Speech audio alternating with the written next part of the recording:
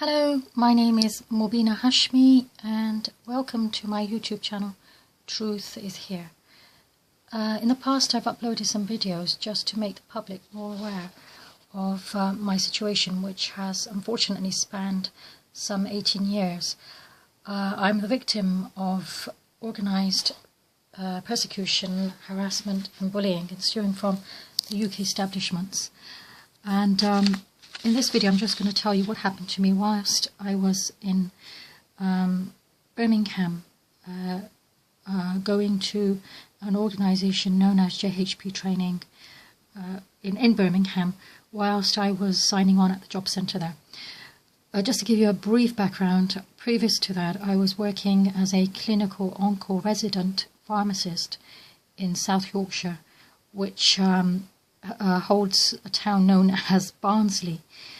Barnsley is a very racist area, as I've mentioned before, and I was at the receiving end of what everyone knows is one of the landmark traits of Barnsley, and that is they are extremely racist. So much so that they were under surveillance for too much racism during about the same time I was there. And after I left, they were also again in the media for too much racism. So it's not something I've just made up myself. They have an established history of being very pro left wing, and their leading party is the British National Party, or at least it is at the top of the league table when it comes to voting. So I moved to Birmingham and was signing on at the local job centre. In about 2010, I found myself attending JHP Training. So whilst I was there, in early 2010, I found myself attending a large classroom for an induction. Now, I just wanted to mention that JHP Training, what are they? They are actually a well-known, some people call them a service provider, but they're actually classified as a vocational training provider. I think that's the correct way of describing them, a bit like Learn Direct. I think they've merged now with Learn Direct, but that's how they were back then. They were quite independent from Learn Direct. They were their own kind of training centre, and the job centre liaises with them so that people who are out of work can gain sort of qualifications so that they can sort of get work, I guess. And that's why I found myself there. Anyway, so when I began, I was in this room for the induction, and the gentleman who was our tutor was a rather interactive chap who was very chatty, and he shared a lot of his life experiences with us, and it seemed nice that he was doing that. He was trying to get us out of our negativity and make us see life positive, because he'd been through a lot himself in his life. So here I was sitting there in the classroom, which was made up of a lot of mixed people, including people like myself of Asian origin, some people of African origin, white people. And whilst he was speaking, he came up to me and put his hand directly on my shoulder and rested his hand there. It wasn't relative to what he was really saying. He just did that as a kind of like a gesture of interaction with the classroom.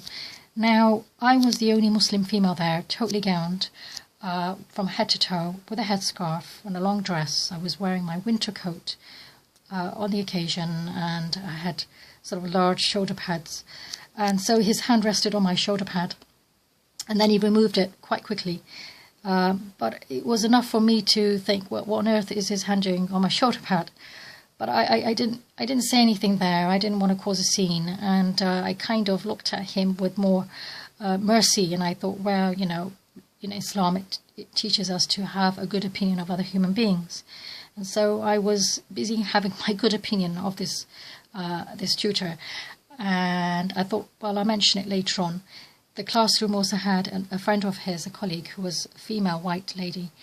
And so when we had our break time, I went up to her and I just spoke to her, and I said, can you just tell your friend, the tutor, that as a Muslim female, it's not acceptable for a strange man to just come up to you and put his hand, rest his hand on you. I mean, it's, you know, I don't think he realizes. And I made an excuse for him, and I tried to kind of excuse him, but at the same time make him realize that it isn't really the right thing to do. And so she said to me, "Oh, is it just for men, or does it apply to females as well?" And I said, well, in my example, it's really only just men.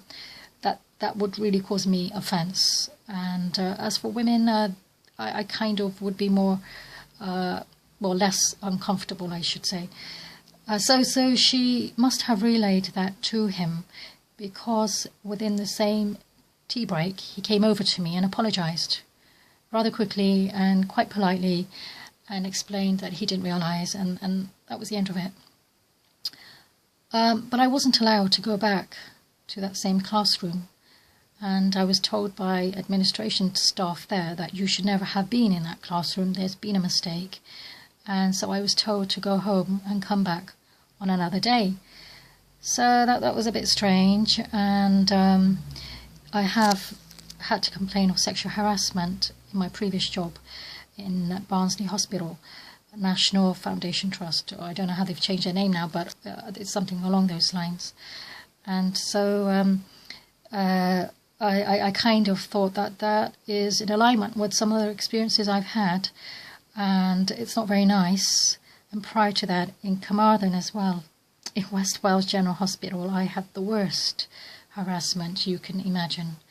And yes, there were sexual innuendos there as well. So it was a trend overall. Okay, so what happened also? Yeah, something else happened when I came early on to JHP training. One female member of staff who was a tutor there asked her male colleague to bar me from doing anything. And she asked him if he could do this. And I was sitting there or standing there and watching, and I couldn't believe it. And he refused to do it. He said no. And I walked away. That was, again, just like my tutor in West Wales General Hospital, who didn't allow me to do anything. She did the bare minimum for me and was very anxious about me progressing. And it was like a big problem for her if I progressed.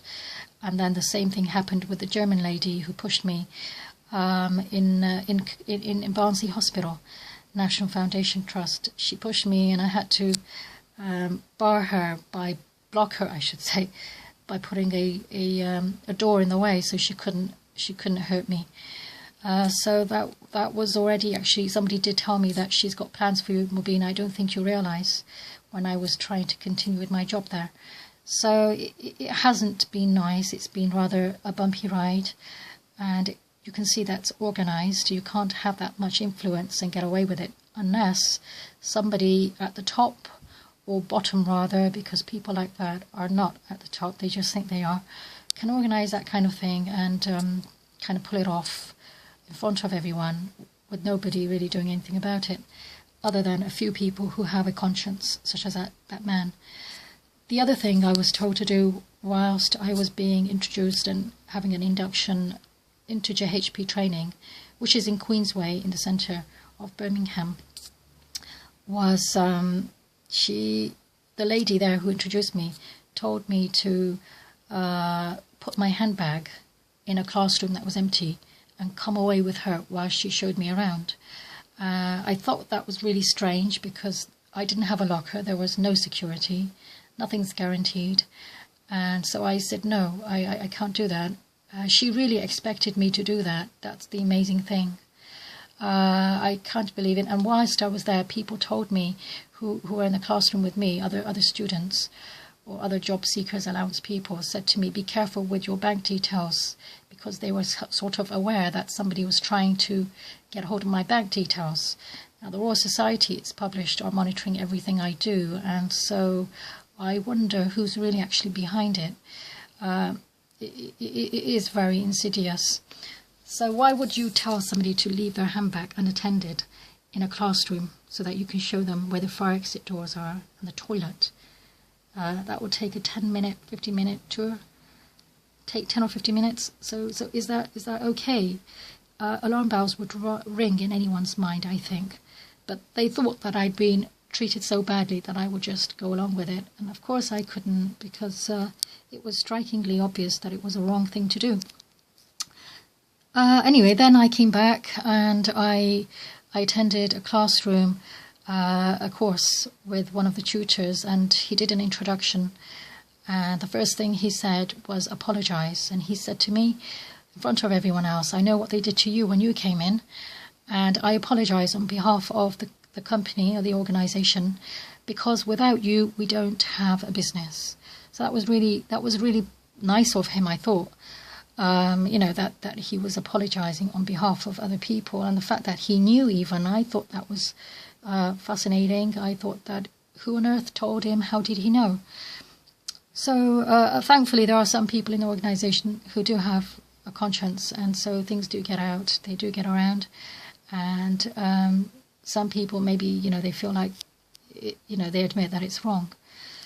So there I was, attending these courses, business and administration level 2. You can see that this one was a pass, and you can also see that my name is spelled Mubbina Hashnu. Now I don't know where they got the Hashnu from, because my name is Mubbina Hashmi, as I've tried to make you see in this. That's how my name is spelt. So for them to do that was really, really strange. And this mistake in my name, I corrected it. I spoke to the man in administration who was overseeing our exams, and he said, I'll make a note of that. But whilst I was doing all the exams, my name was consistently spelt wrong, and I'll just show you the other exams that I did there. That's again Hashnu. That's business and administration level 2. Sorry, that one's health and social care level 2. Was it a pass? Yes, you can see the dates. And then there's this one as well. What is this one? Customer care level 2. Hashnu again. Was it a pass? Yes. It's not how you spell my name. I was annoyed, and so I went to a male member, the same one, and told him. And this is a chap I spoke to from JHP Training, and he explained that he'd been in touch with the JHP Training people, or sorry, the exams, EDI people, and he'd asked them to change the spelling of my name and to correct themselves. Now, when he gave this to me, he said, look, I have tried, and, sorry about that, but I have been trying, and here, proof that I have tried. So I've got that. Then, unfortunately, within 2 or 3 weeks, I got the same thing happen to me again. I got my name spelt wrong on all the certificates. So they were void. I mean, you can't have that on your name because it's not me. And they said, sorry about that. They tore them in the shredder and said, we will get you your actual certificates, correct ones, within 2 weeks. So I must have come in, or I said I'd come in after they'd come. So I telephoned about 5 times, and they never got them to me. We are now in 2016, and they have never got them to me. So I hope you can see that I did pursue it. I did what I could. I'd moved to Bristol, and so it wasn't easy for me to just get on a train or on a coach just to pick up certificates. They should have given them to me by now, because they've made that mistake so many times. And it is strange, but like I've said, they've consistently got my personal details wrong on a number of occasions. And let me just show you, this is the paperwork from the Royal Society. My name is not Patel, and so for them to call me that on a date to be fixed, just look at that. I don't know how they did that. So they've treated me like that, and made out that it was my fault, which is really unfair of me. I just wanted you to see that it's happened consistently on many occasions, and it's a reflection of them rather than myself. And it's not the only time. They've called me a Mrs. Well, I'm not married to Mr. Patel. For those of you who are not familiar with Mr. Patel, Mr. Hanat Patel was, for a long time, on more than one occasion, the president of the Royal Pharmaceutical Society of Great Britain. And so they've given me his details, or put his details onto mine, and inferred that I have a different surname. I think that's strange. If you printed that out, then you should see that this person has 4 names, and that can't be right. It's unusual. So that was a bit annoying. And in some organisations, they've insisted on calling me Mrs. And I've told them at the police, in Smethwick, the police people who rang me up, or I rang them up, sorry, to speak about the attempted break-in in Birmingham. Whilst I was living there, somebody tried to break in, and they said that I imagined it, and it was a symptom. They didn't say it, they just said that it was suspicious behaviour. But the Royal Society, who placed them under instruction, have published that they can put the police under instruction, have said that I was just suspicious in Barnsley, and it was just a symptom. So I hope you can see all of this is not a symptom of my suspicion.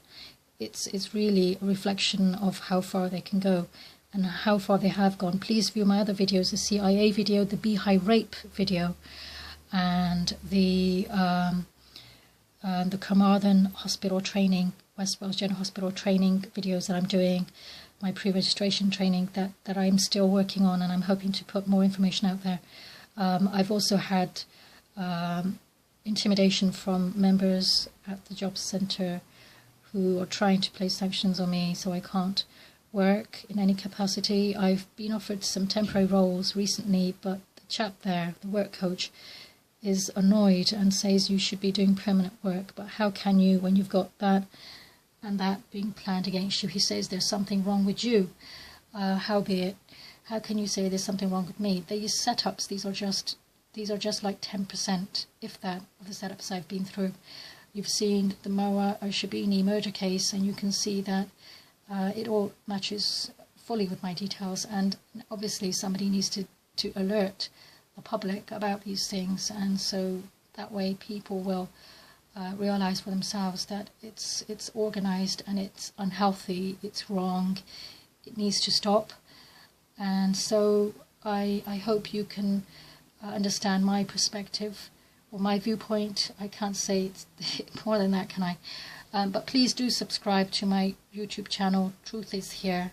Thank you for viewing this video, and please do raise your voices as well when you see or hear something that just isn't right and can't be right. Thank you.